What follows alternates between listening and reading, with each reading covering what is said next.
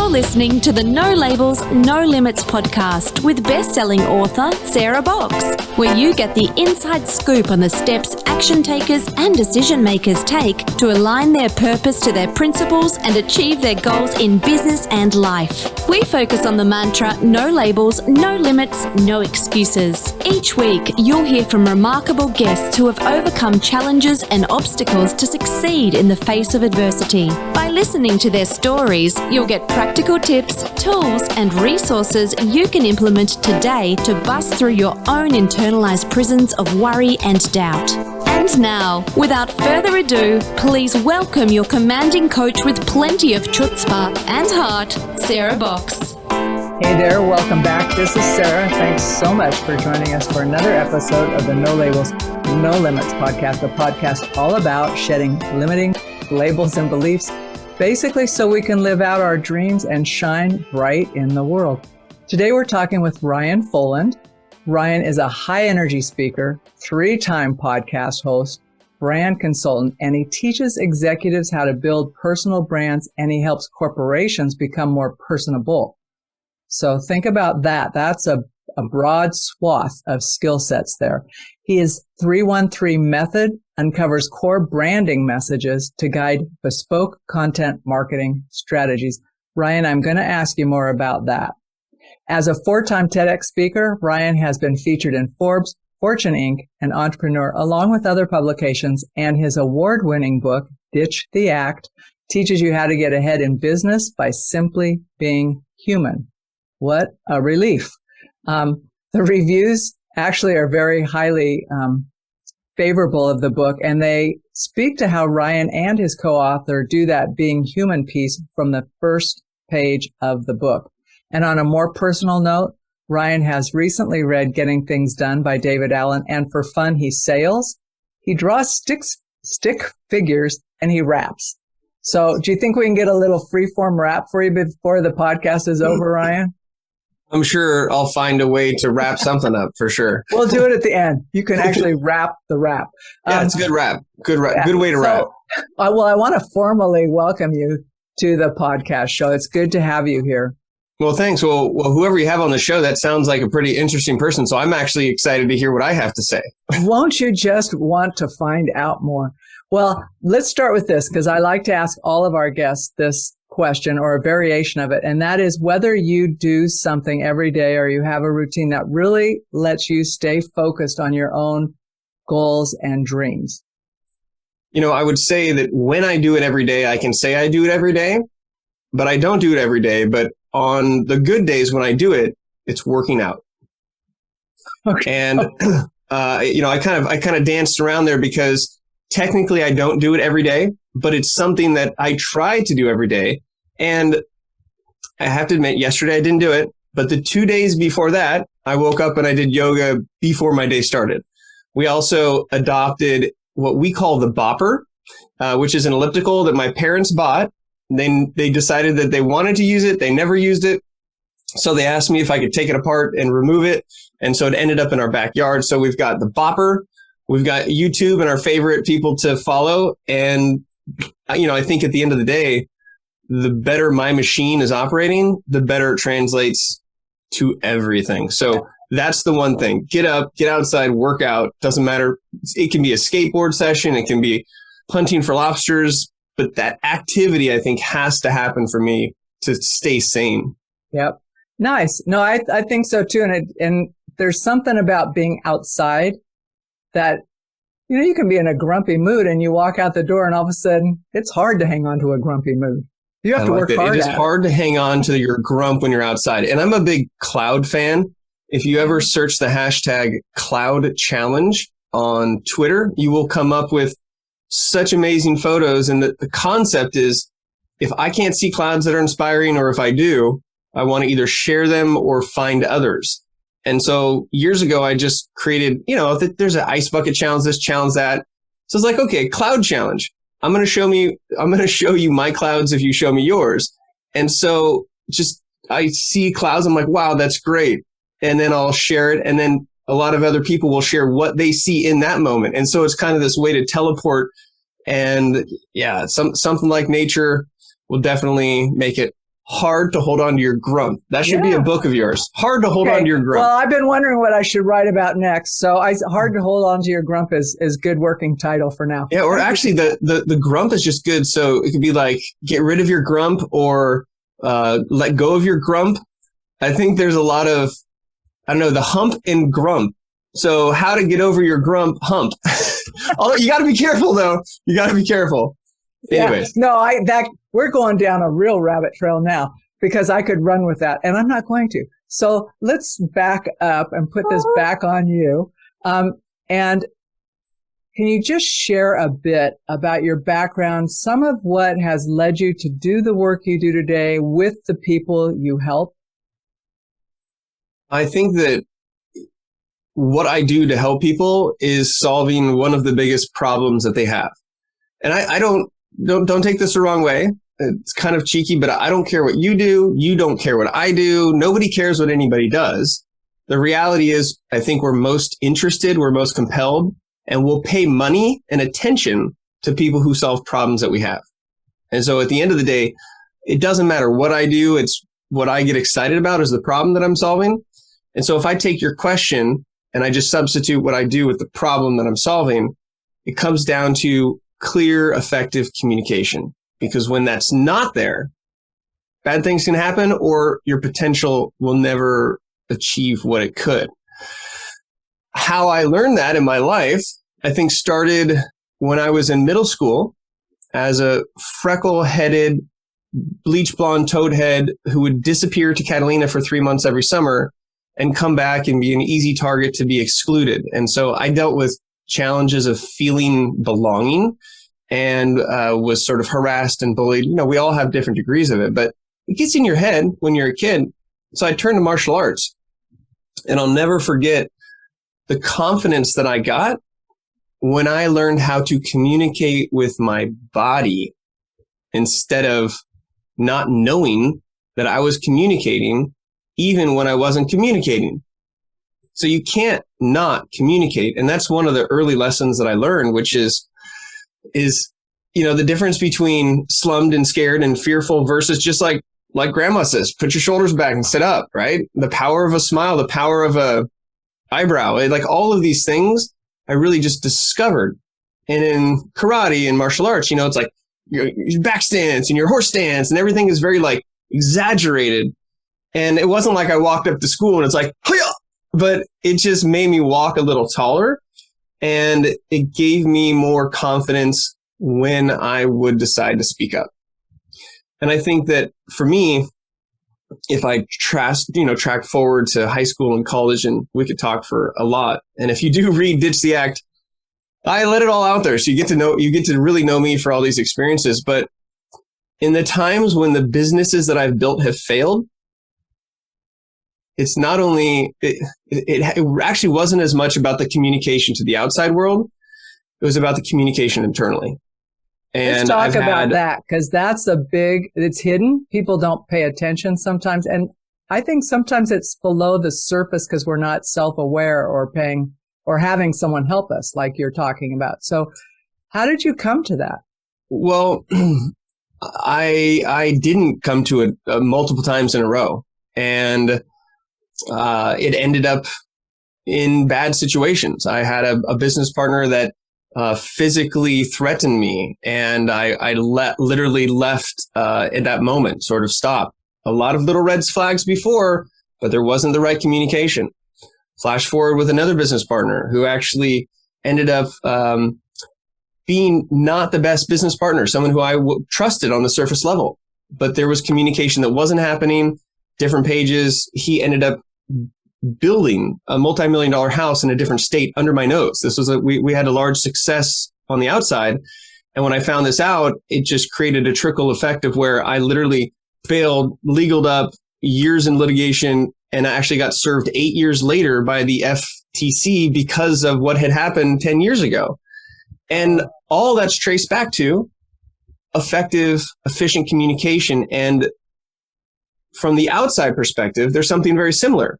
Because if you're not communicating what's really happening with you, or if you're not ditching the act and you're not being transparent, then there will be this disconnect between what people think about you and what actually goes on, what goes on in your head, what goes on at home, how happy you are.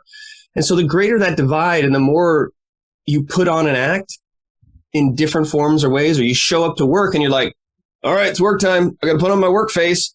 And then at lunch, you're like, oh, I'm so exhausted. That's not really me. And then you go home and you're like, putting on my husband face or putting on my kid. Like, I just felt so like I felt that distance increasing.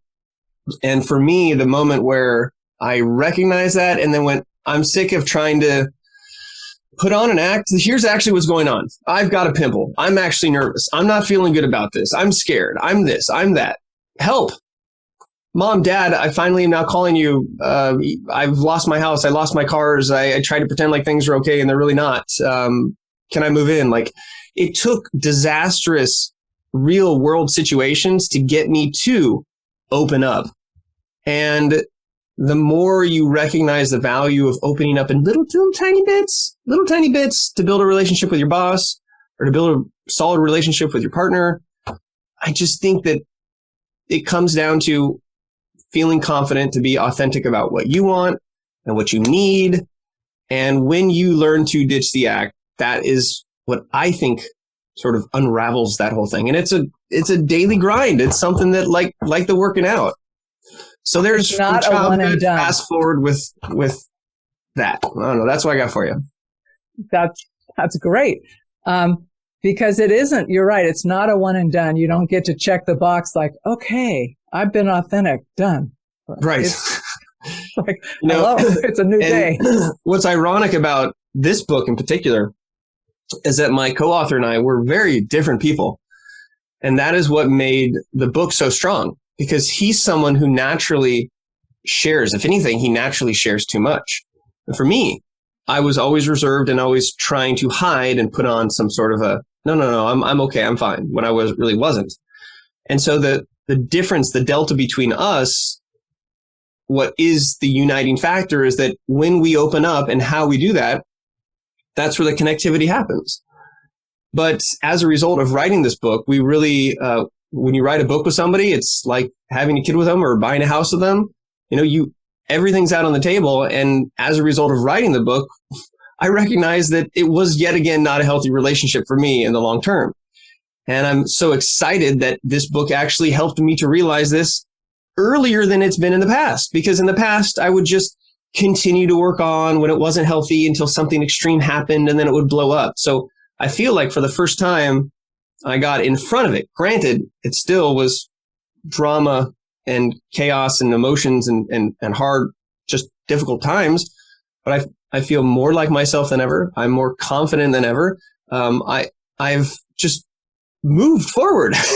And so for me, I'm constantly trying to make sure that the new relationships I'm building, the people I'm going to be involved with, those that I'm having babies or books with, that again, at the foundation of that relationship is authenticity and honesty. And when that's not there, at least I now have a better chance of pulling the cord and getting off the bus earlier. Well, and it sounds like you've learned something about what your own triggers are for shutting down, right? Or not hearing. And that really lets you see the red flags or hear the ding, ding, ding a little sooner. Well, I know it is the little red flags, because sometimes I think that we see the big red flags and that's too late. But there's literally a whole bunch of little flags. They're just like, they're right in front of you. They're just so tiny. It's like the tilde on your keyboard that's there the whole time. You just don't see it. So let me ask you this, because this is interesting. So let's talk about some of those little red flags that it's easy to overlook them or go, oh, that might just be that person having a bad day, right? So what are some of the little red flags that you learned to look for? To look for and I'm saying like in a business relationship. Okay. If the person that you are working with or building a relationship with, if there's nothing that ever goes wrong in their life, that's a little red flag. Okay. If there is something that goes wrong in their life and they either don't communicate it to you or they communicate it to you with a half truth or they sort of spin what actually happened, it's very easy to be like, oh, okay, well, yeah, let's just move on.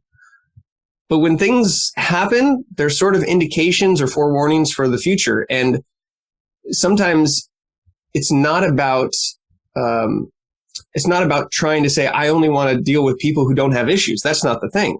It's when people who have issues or challenges or problems or small beefs or big beefs, when that's not communicated and when it's not upfront, then it builds under the surface until it explodes at some point. So a red flag would be if every time you meet with your boss or something, you're like, hey, how you doing? Like, oh, I'm great. Good. How about you? Oh, I'm good. Good. Thanks. Next day. Hey, how are you doing? Good. Good. Great. How are you doing? Oh, I'm great. Thanks. Good How's your meeting. weekend? Oh, it was good. Great. Here's how to break the cycle. You go first. You ask me how I am. I'm like, actually, could be better. Either my dad's having health issues, or you know what? I decided to get the nitro brew today and it was a little bit too much. I feel like I'm a little bit too nitro right now. I need to just step it back when I come to my Starbucks ordering. Little tiny things that just are real. Yeah. And then people go, oh my gosh, you know, the funny thing is I actually forgot my coffee today. I mean, how stupid is that? Oh my God, I forgot my keys the other day. You forgot your keys. Oh my God, that's not as bad as your wallet, but have you lost your phone? Oh my God, my dad just lost his phone. That's when people connect. But it takes somebody to go first. And the boss usually doesn't go first because they are in that powerful position, or they are like, oh, I'm fine. Yes, I'm fine. I am at the higher. I'm good. Yes. How are you? Oh, good. I have an open door policy. If anything goes wrong, just let me know. Yeah, right. I'm going to go talk to my cube mate who knows because they overheard the conversation. They're like, are you okay? And you're like, I'm not really that great right now. Like, let's go outside. Let's talk. And you talk and you're like, that's why they're your best friend. But if you want your boss to be your best friend, or the investor who you want to invest in to be your best friend, when they're like, how are you doing? Instead of going, oh, we're great, you can be like, well, actually, this may sound weird, but I'm kind of nervous right now. And I'm a little intimidated because you're like the exact person I want to talk to right now, but I'm afraid I'm going to mess it up. And here I am messing it up. If that's how you actually feel, oh my gosh, that investor is going to be like, oh man, look, you are not the only one that's nervous right now. I just got off a call with the grand poopah and I know what you're talking about. So don't even worry about it. So let's talk about that in business, because there is that. And let me just pick a niche of business, which might be small business owners or solopreneurs, right? So there's a lot on the line for, not saying that it isn't the case for a corporation, but there's less room for error or wrecking relationships, right? Because it weighs on that person potentially, especially if it's young organization. So where is the balance between being authentic and kind of maybe oversharing with someone who you may need to be an investor or a board member or whatever? I'm not asking that necessarily in the right way because I don't want to set it up, but there is. I'm just wondering if there is. I have an answer. If you want to stop, I'll try to answer from what I understand from the question. Baby steps. We talk about in the book the 5 levels of exposure. Okay. Level 1 is I got the wrong coffee.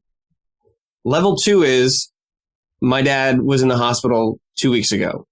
Level 3 is, guess what? When I was a kid, I was bullied. Maybe for me, that's like a big deal to even share because I've never shared that before. Maybe. Level 4 is I got a summons from the FTC, and I've been down that, and I'm here to stand, stronger and smarter because of it, and I'm here. That may be a level 4. A level 5 is extreme sex, drugs, anything that's against your policy, religion, politics, all the stuff that's super divisive. So we actually have a worksheet that is these levels ranked, the exposures ranked in specific examples about these different types of things. When you share and you share too much, you do risk oversharing and you will push people away. And that's actually the degree at which Leonard has shared, even during and post, especially once the book was out, made me feel uncomfortable. And it actually is a big reason of why I pushed away from that relationship. And so the best way to start is just at level 1. You're literally talking about the silly, stupid stuff that happens during the day that we all connect on. when you talk with your husband or wife or partner or boyfriend or girlfriend or whoever, at the end of the day, like, what are the funny stories that they tell you? It's usually the stuff that went right or went wrong, or like, oh my gosh, I can't believe with this, but like just small stuff. That is where it starts. And that is how you get to know someone. Once you get to know someone, you'll gauge whether this person likes you or not. Okay. Because either you become friends and you start hanging out more, or you'll like stop by the office and be like, hey, hi. And it's either like, oh, hi, see you later. Or they're like, dude, come on in. Shut the door real quick. Let's hang out. Like, people decide whether or not they like you based on if they know you. And so a lot of people just want to try to be liked. And so they skip the know part. And then they're like, hey, you know, like, do you like me? Do you like the way that I look? Do you like what I'm doing? But that's all superficial. So when you let people get to know you with these little tiny, little nuances into your life, and it can be good or bad, but it's just not like great. Then it builds that foundation for getting to know you. And if they like you, then eventually they can trust you. And once you have trust with somebody and you know this is like a solid relationship, you can be like, hey, can I ask your advice on something that's kind of personal? And maybe you can share, and they'll be like, oh my gosh, this happened to me, believe it or not. And now they're just like there to help you. So total baby. What did we ditch the act on when we started this conversation? Ahoy. Yeah. And then we talked about how I say that because we talked about sailing, and then we talked about the weather, and we talked about cold, and we talked about my boots. Like, we literally had like a 5-minute conversation that started with the first word I said. And you got to know that I'm in Long Beach. You got to know that I like to sail. You got to know my kind of like just energy in general. And so when we started the show, we had some good rapport. Like, I don't know you very well, but I got to know you. And so I liked you from the beginning. And now there's this chemistry. So if you would have just went, Ryan, great. Okay, click record. Hi, everyone. We're here with Ryan. It'd be like, there would be less chemistry. Yeah, I would probably share less. But now you got me. I'm like an open book. I'm like, blah, blah, blah. Hey, that's my favorite thing to do. And I joke. My husband says, you interrogate. And I go, well, I learn from the best, baby. Yeah. And because I'm honestly curious. It's not because I have to know, but I find people immensely interesting. Their stories interesting. And so when someone says, ahoy, I want to finish that in my head, matey. And want to know what is the genesis of that as a greeting, right? I just knew there was a story. So, and the one thing I'll point back to this, and we can go over direction you want to go from here. I have a question for you. You mentioned how fascinated and curious you are about stories, about people's stories. Your boss has a story and lots of stories. Your coworkers have stories and lots of stories. So when people ask you, how are you doing? Instead of just saying good or great, be like, oh, I've got this kind of funny story I can tell you. Oh my gosh, what's that story? So letting people get to know you could be as simple as just telling them stories. And that's it. All right, back to you. So that'll be a stretch for those of us who are introverts. But honestly, I'm a deep, deep introvert, and it doesn't kill you to ask and interact. So you just need a little rejuvenation later. I do want to ask you something, though. You know, you talked about, I want to follow up like on the way that authenticity plays into when you're helping somebody build a personal brand. Like, are you asking them to start out that way? Or like, what is your thought process when you're working with either an individual or a corporation around being real, and they can have that bespoke marketing strategy, which honestly, I'm not sure what that means. So bespoke means custom made. So like a bespoke suit or a bespoke solution I've heard it with suits. So I make suits for people, and those suits end up just being who they are. You know, it's their customized. Their avatar. Yeah. Cool. Drag and drop. So to answer your question. Thank you. I think in general, people are smart. I think that they can go online and Google, and if they're interested in building a personal brand, they've maybe read a book, they've maybe done some research. It's not just like, okay, I want a brand, I'm just going to aimlessly try to have someone help me. So I want to give everybody that credit. But where the problem starts is that they oftentimes do the right things in the wrong order. And the reason I know this is because that's what I did. I'm a smart person. I Googled how to brand. I figured out what to do. I had all this stuff. And so I knew that I had to write stuff. So I wrote like 50 blogs one summer. I'm like, you're supposed to write, like all these people are writing. I'm going to write. Nobody read it.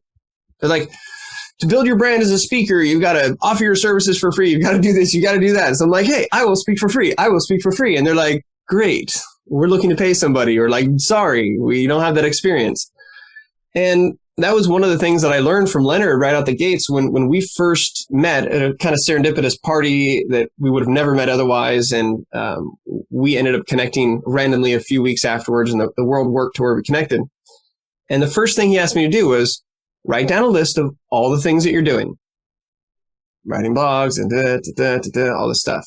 And he looked at it and he's like, well, you're doing all the right stuff, just in the wrong order, because you're writing blogs, but you don't have a personal website. You are trying to speak, but you haven't established yourself as a speaker.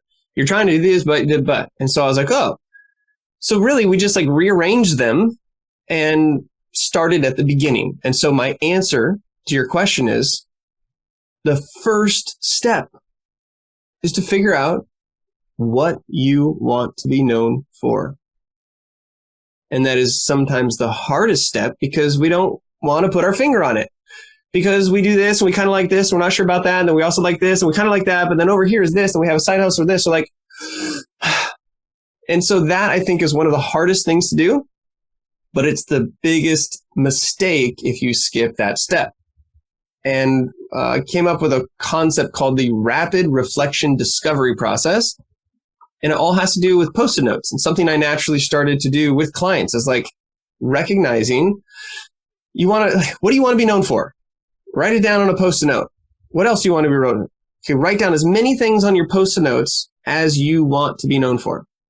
Personality-wise, professional-wise, what you like to do for a hobby, what they associate you with. Like, do they think you're an introvert or an extrovert? Do you want to be known as an introvert or extrovert? You are proud of it. And I think that's cool. It's part of your brand. Once you do that, then you go out to your friends, your family, your coworkers, people who know you, people who don't really know you, somebody who took that class with you.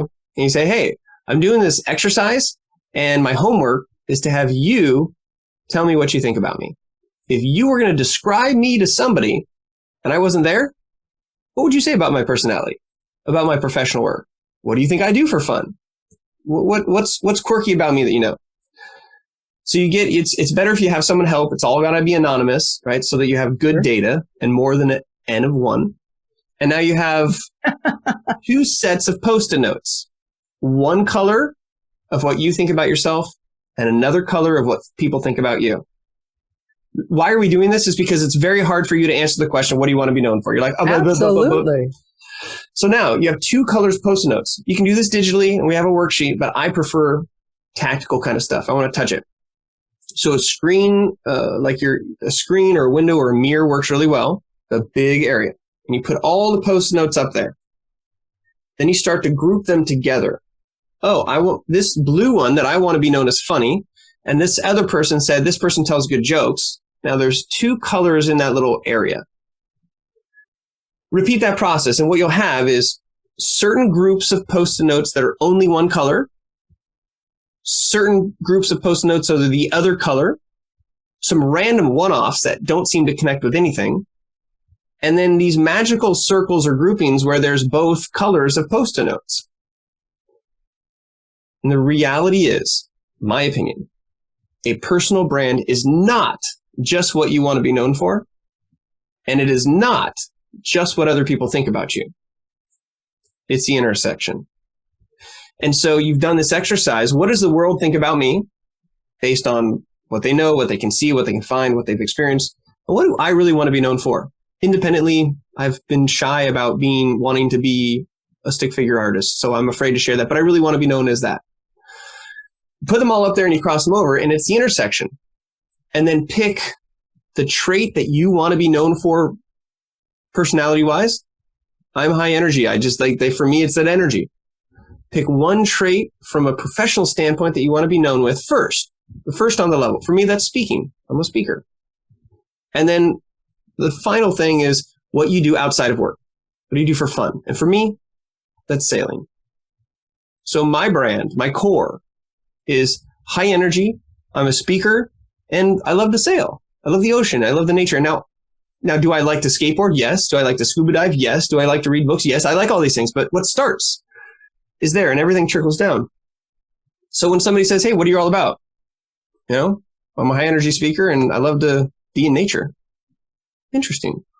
That then becomes the guiding light for what it is. You look at my Twitter and it literally says, I write about speaking, startups, and stick figures, or like in sailing. Like it's a guidance. So what then it allows you to do is look at opportunities by answering two questions. Is this on brand? Does it make me money? If it's on brand and it makes me money, let's do it. If it's off brand and it makes me money, I got to really think about it. If it's on brand and there's no money, I got to really think about it. If it's off brand, it doesn't make money, I'll pass. So you can use this foundation as a filter, and you can then start smart. Then when you write a blog, well, maybe you can incorporate a story about sailing, and it can be a high energy tone, or you can include a video of you, and then you can share your insights about what it is professionally that you want to be known for. So again, I feel like hopefully I'm not being too long-winded, but I really am trying to. I love it. No, because you're adding huge value here. I mean, honestly, when I think about what you've just laid out those are very simple processes. But simple is not easy. Simple is not easy. Rarely is it. I think the more simple something is, the harder it is. And that is my 313. There's nothing more difficult than my 313. It stands for your ability to explain either who you are, right, what you do, or your business, because like those, let's interchange those. I want to say it forces you, but it helps to facilitate, just like bumpers in a bowling alley, guiding lines to stay on track, to reduce down to explaining it in 3 sentences, in 1 sentence, and ultimately in 3 words. And when these constraints are put on you, you're like, I don't know what to say. And so you either don't say anything, or you default to like, well, I'll just play it safe and I'll tell you everything. And then no one knows what you're known for, because you're all over the place. And trust me, I'm the ginger with the chicken. I'm the ginger chicken with its head cut off. And that was my issue. That's something I constantly fight. But I just remind myself, does this fit into my brand? And does it make me money? And that's how I guide my decisions and how I protect my brand. That's really helpful. And I like the 313. I've done that as exercises when I'm working with organizations, more words than that. But even getting to like a 797 thing for like around mission or vision, it's hard for folks because they want to tell all of this, but then can't remember what they. Right? Could you repeat that? No. I'm going, right. Too long, not memorable. So and if I had more time here, I'd give you shorter answers, but I just don't have enough time. That's true. And a good saying, I know where that comes from. Hey, so I want to ask you, so you've written your book, you're working with your clients, you're out on your boat, you're doing the bopper. What is next for you? Are you going to write another book? I am, yeah. This time by myself, and this time I'm probably not going to go with the traditional publishing. Originally, it was McGraw-Hill, and I love them, but it's just a long process, and there's a lot of cooks in the kitchen, and it makes for an amazing result. But so I'm really glad I went through that experience. My next book, people have told me to not share the title or to share it, but I believe in abundance, and I've already got it somewhat protected. But my first book is Ditch the Act, and my next book is going to be Ditch the Pitch. Oh, nice. Because if you really want to get somebody interested in your idea or you, don't pitch it. Just explain the problem really well. And if they are on board with that, then they will be open to listening to what you have to say. And that's the 313 at the end of the day. So I'm excited about that. And what I'm really excited is that I'm always looking for new technology. And there is this thing called the blockchain. There's this thing on the blockchain called cryptocurrency. And there are these ways to authenticate digital ownership through what is called a non-fungible token, or an NFT. And for me, I always look at what's coming down the line and read my Gartner research and look at the curves to see what is the trending technology that's like in the valley of death and yet high expectations, and where the world is right now. Digital ownership is going to be more and more prevalent, especially as things move to a digital world where next year I'll hopefully be a hologram there in some outside patio, maybe in a fake sweatshirt, because I won't be cold, but you will be. And so trying to look ahead, I'm looking at how I can explore creating and drawing and publishing my next book as a one of, say, 500, one of 10,000, one of 5,000 mints of this book in digital format. And so now, instead of just going to Amazon and buying my book and Amazon getting their money and you just getting a book, you would then own the digital rights to that copy as an NFT on the blockchain. And guess what? What if I make a limited edition and I don't really give more than, I don't print 10,000, I only print 100. Only 100 people get this book. Well, that scarcity drives a little bit of demand. And if there is demand for this, but there's low supply, maybe you purchase the digital asset from me originally for $25. And then 2-3 years go by and people want to get their hands on this, but there's only limited copies of it. You might be able to sell that NFT, which is going to be probably a stick figure based, and sell that book, resell the book at a higher profit because there's only limited amounts of it. So I'm looking at ways of using the utility in NFTs. And when I say that, the NFT itself is like a receipt, a documented receipt of ownership. And so on the blockchain, it's just code. The actual NFT is housed on a server or in your Google Cloud or on your hard drive. But within that transaction, you have the ability to make unlockable or secret content that only the owner can get access to. And so when you purchase this item, so for example, I just dropped 10 NFTs. They're stick figure sailors, a little stick figure boat, kind of choppy going across. It's like in the desert and the clouds. When you purchase that for 0.1 ETH, which is the cryptocurrency, so it's like $400 or $500, then you not only get this cool stick figure gift that you own, but it unlocks consulting time with me and a shout out on social media and your own personal stick figure that you get that no one else will ever get. And so now people are able to pay me for my services. They're able to get a digital token that is a proof of ownership that also could unlock the services that they would have just paid me originally. And now it's a way of incorporating new digital ownership with the upside that there might be value in that digital asset on a secondary market later on. So investing in my NFTs are investing in me. And if I continue to have success and there's demand for it, then it might increase the value of those assets. I know that was a lot. No, actually, that's super interesting because the implications of that, depending on how it works out for you, I mean, when you think about purchasing something from a consuming, so I buy a book or whatever, and it's a consuming thing, right? I've read it once. I have the book or I don't. It might have been borrowed, but by having done that and owning it, especially if it's a limited, like you're saying, it's a finite amount, the potential of that book yielding other results or bonuses to me, whether they're or cryptocurrency or whatever, but in the future from that one action, as well as getting the benefits of your work.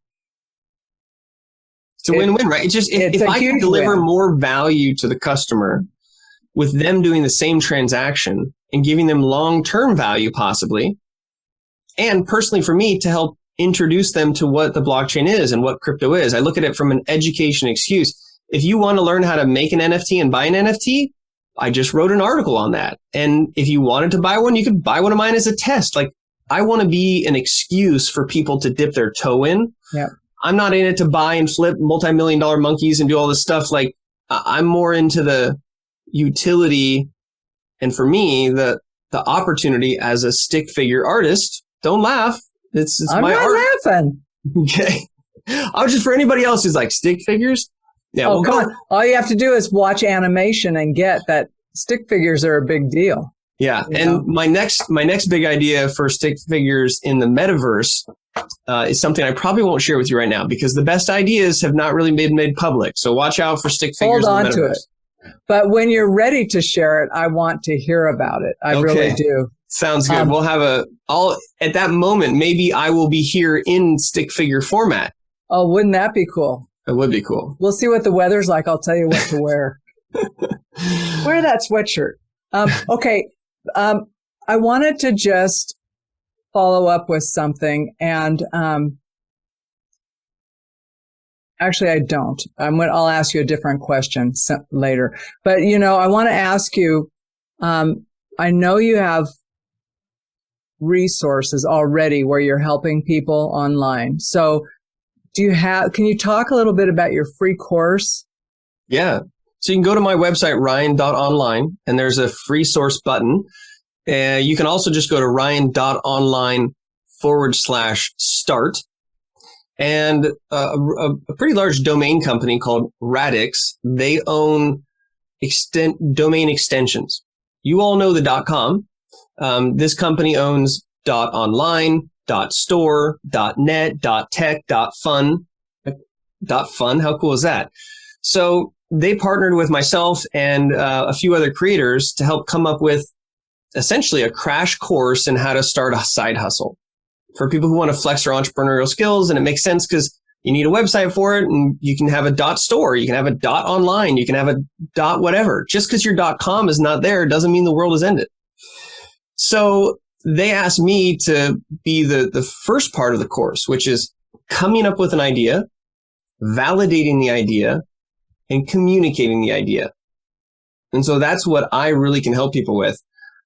I don't have a course on ideation, but I've just been around so many startups and I've run entrepreneurial centers, and there's a process that you can do. And then there's a way to validate the idea.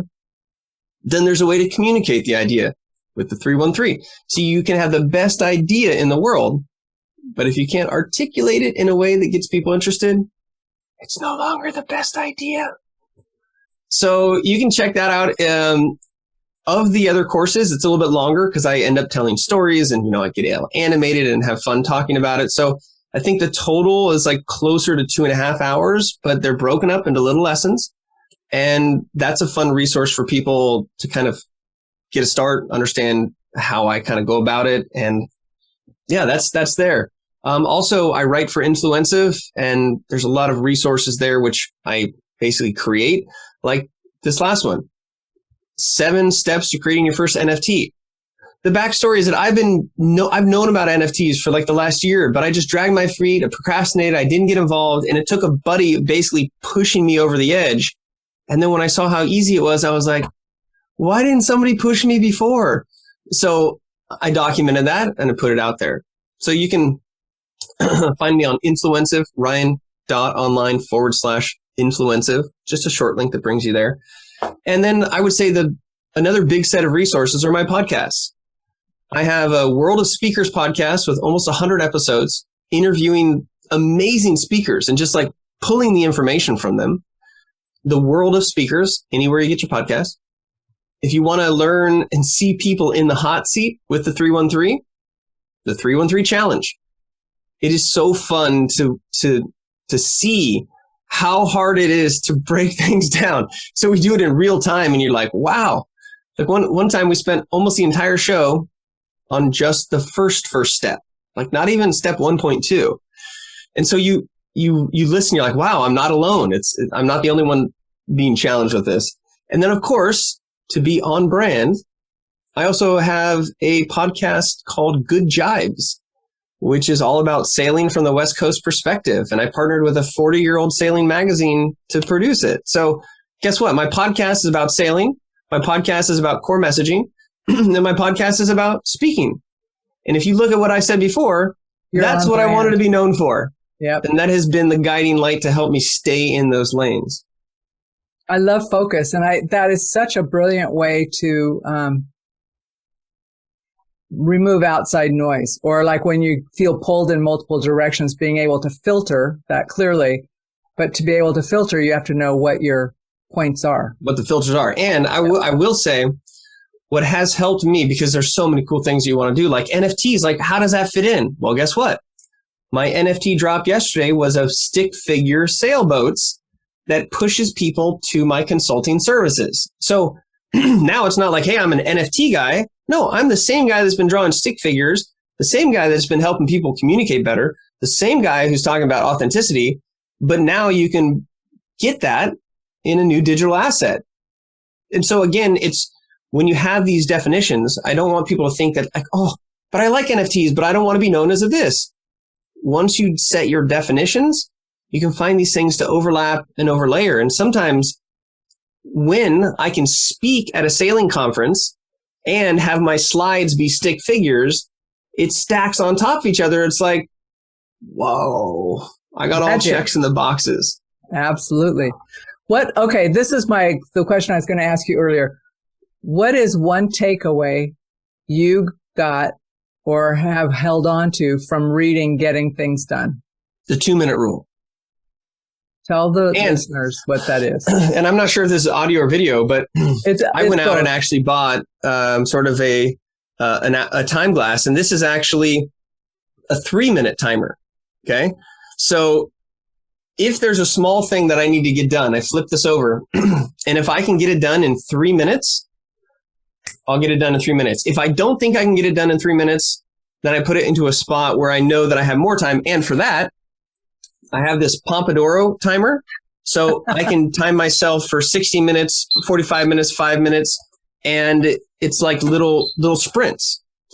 So for me, his concept of if you can do it in 2 minutes, get it done.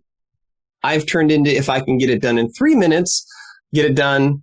And then I have an acknowledgement of how long I think it will take.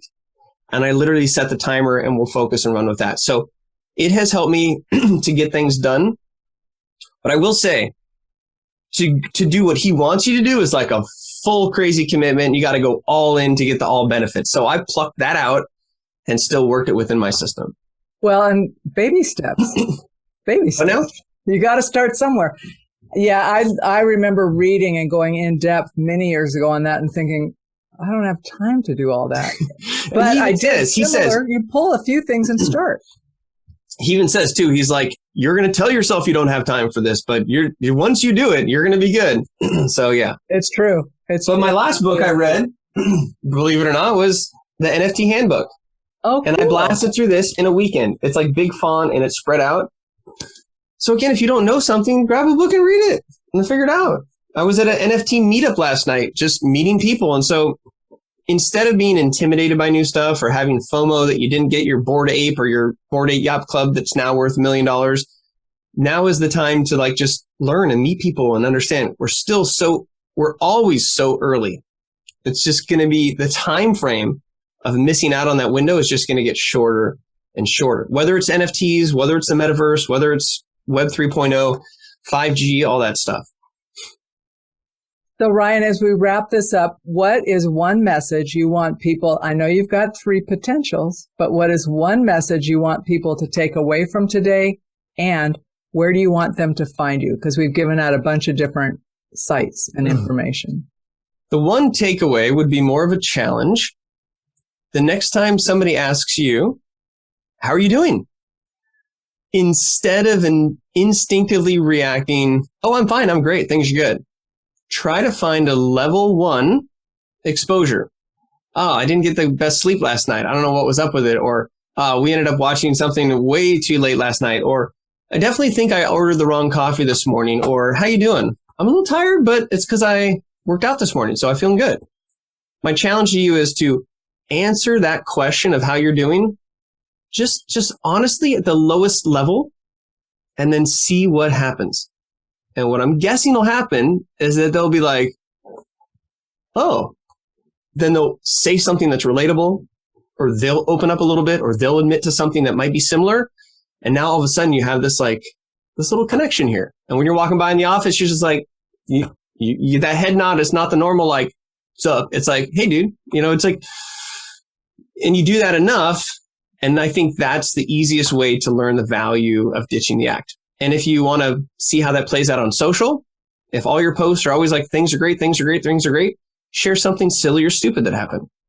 And like, I went to this event yesterday and I tweeted out that I was actually kind of nervous and excited, more excited than nervous, but still nervous. It was an in-person event. And I had a number of people that were like, you got this, it's going to be okay. And like, reacting. And I'm like, yeah. Instead of like, oh, I'm going to my networking event, I'm going to crush this thing. It's like, I'm all like, so that would be my one challenge or takeaway. I forgot what else you asked me. Where's the best place for people to reach out to you? Well, if you want to find me online, go to ryan.online. Just type it in the browser. Okay. Ryan.online. If you want to email me, get your pen and paper, ryan@ryan.online. And if you want to check out my stick figures, you can go to stickfigure.store. And you can check out my NFTs there as well. And the podcast you can find off my website. And then you've got the ryan.online/start. And, that's too many places already. Just ryan.online. And I'm most active on Twitter. So okay. I will likely get quicker to you and engage there. I'm not going to be your friend on Facebook. I'm sorry. I just don't log in there. And then Instagram is a fun place to connect. So there you go. Thank you. And we'll make sure to have those links in the notes for anybody who is driving or doing something without pen and paper or who cannot see this or away from a computer.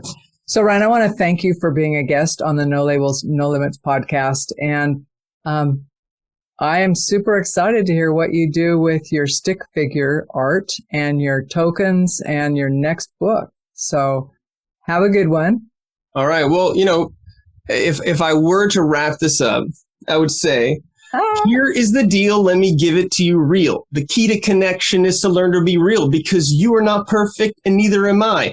And that is the exact reason that we see eye to eye because everybody's different, but we are all the same. To be perfectly imperfect is how you win the game. And if you only showcase good and do not share the bad, you will miss connections that you never knew you had. Instagram, Twitter, book. Are you LinkedIn? Are you snapping out a TikTok trying to fit in? Stop worrying about everybody else and focus on being your authentic self because when you learn to disreact and learn to be yourself, you open up a window to have people help you out. Love it, love it, love it. Thank you very much. You're welcome. You've been listening to the No Labels, No Limits podcast with best-selling author, change agent, and strategic vision coach, Sarah Box. You can grab the show notes and find out how to work with Sarah at sarahbox.com/No Labels, No Limits podcast. We'd love this podcast to reach as many people as possible. So please remember to rate, leave a 5-star review, and share the podcast with someone you think would get value from this conversation. Until next time, keep taking those daily action steps to align your purpose to your principles and achieve your goals in business and life.